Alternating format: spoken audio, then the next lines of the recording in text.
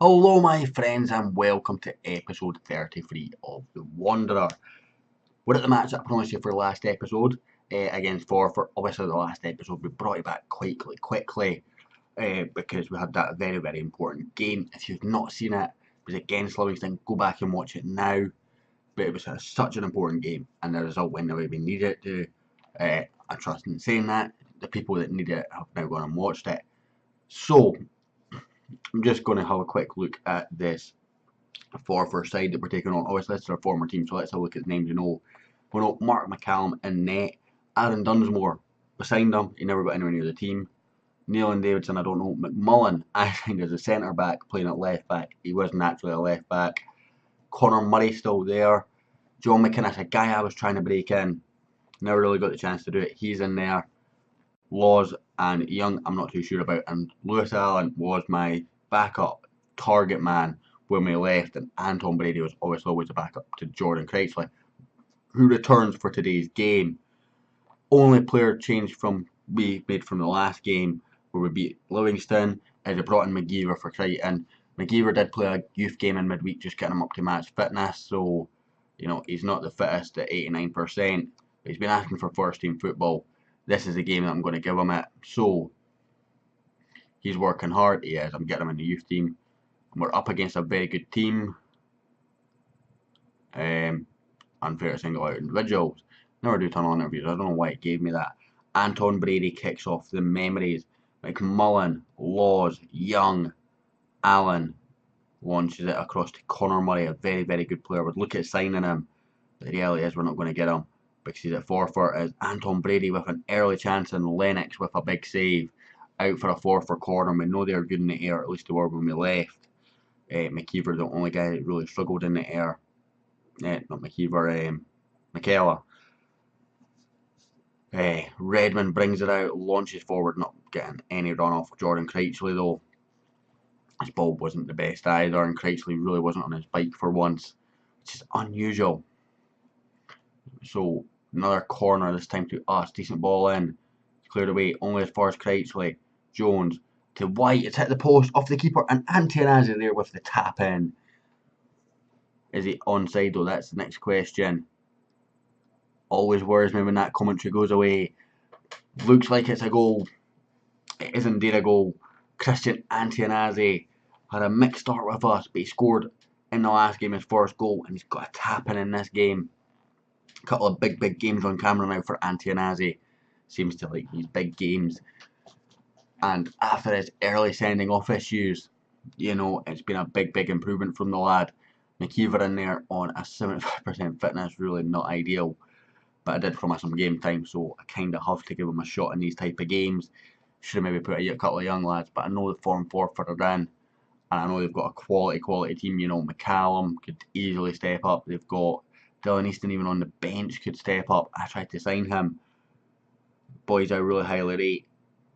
Murray I rate as well, although we are looking at another sort of right mid from League One to sign in January. My scouts recommended him between this episode and the last episode. The other thing that I need to mention, I've been meaning to mention it for a couple of episodes now. I mentioned a couple of episodes ago we were looking for a parent club. Haven't had a reply yet. We did get a reply. They offered us Hamilton, Park Thistle and Rangers.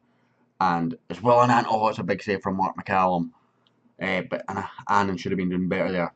I thought, do you know what would be ironic is when I looked, is that we got offered Rangers because Forfar and Montrose obviously it's called a smaller rivalry, but they're still rivals.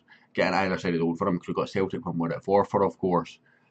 So I thought that would be quite ironic, and it came up, and I was like, I want to do that. And then Forfar and Hamilton and Partick Thistle were both also tempting. I leaned slightly to Partick Thistle out of those two, but I went with Rangers simply because when we get the friendly receipts, they're the ones that are going to bring the most fans. They're the ones that are going to have a higher ticket price. That's what I'm doing it for. It's a financial thing that I'm doing that for. They're also going to have the best younger players you would expect, being a bigger team. So it sort of made a lot more sense to do it that way. And it's a great diagonal ball into Anton Brady there. So it worked out well for us that that happened. We're going to bring off Crouchley. He's having a nightmare against his former side. I'm really not surprised, to be honest. I think I've rushed him back, as does let us do that sub. And that's one in the air against Matty Allen. Not expecting to win many headers against someone like that. He has been injured in that challenge though, so maybe why, but he seems to be continuing on. Ross Ferguson comes on now for Crouchley, who's had a bit of a nightmare at striker today. Going to bring on Crichton for McKeever. He's not going to see out the 90. Wasn't sure if he would be able to or not. I was hoping he would, just to get some really good game time under his belt. And we're going to bring on Jamie Adams for White, who's had a good game.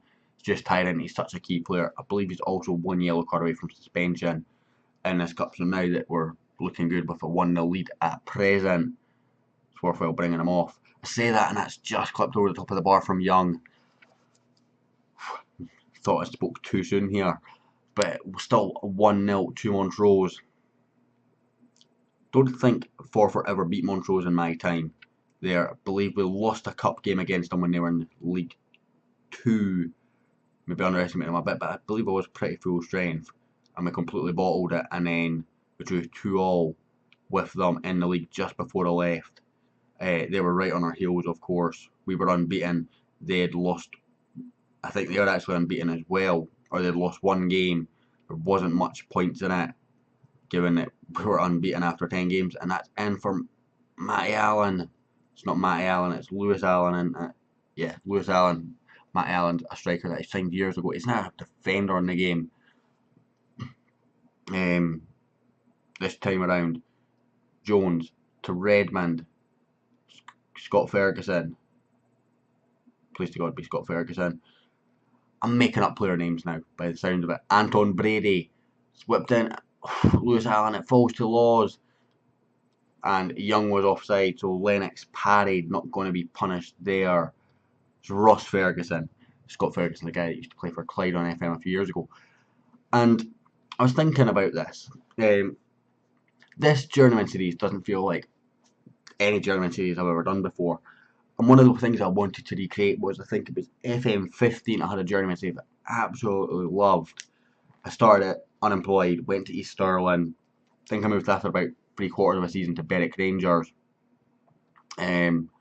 Won the league the following season, moved to Northern Ireland, spent a couple of years there, moved to England with Blackpool, spent a couple of years there, moved to Everton, and then back to Plymouth Argyle. Didn't really enjoy Premiership football at that stage.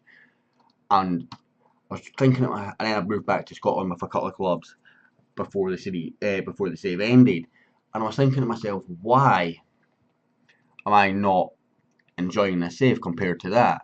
And I realised I only spent a season at every single club. As you see, dynamics are starting to get a bit better, which might explain some of the more improved performances. So I was like, why is that the case? I'm thinking, probably because I've not. What I've done in that save is, I had a year at Berwick, I built a team very, very quickly, won the league. They went up, and I was like, do you know what? They've got a team that should compete in the league above. I'm happy to move now while my stock's high.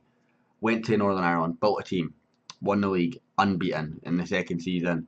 Went to Blackpool, built a team over the first season, won the league the second season. Went to Everton, got promoted through the playoffs, didn't enjoy the time in the Premiership, left, and then moved to a recently relegated Plymouth Argyle, won the league with them, and then everywhere I went, I always had time to build a team. I was having short stints with teams, but I was building a team that was mine, and I enjoyed every single team I was with. And I've not done that in this save. Forfar was my team. That's probably where I've enjoyed this save the most.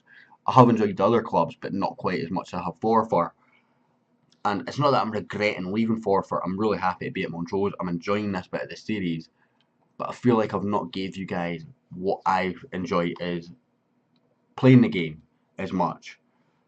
So where will we come back? We will come back for Dunfermline. About to say Celtic, but that's a friendly. Let's ignore the friendly. So we'll come back from Dunfermline at the end of November. It's in about 5 games' time. And it's going to be, looking at the league table presently, quite an important game for our season. Highlighted the bottom 4 clubs, Queen of the South, Dunfermline, and Livingston as the teams that we need to be getting points against. Anyway guys, that will end this episode. If you enjoyed, hit the like button, hit subscribe, and I'll hopefully catch you all next time.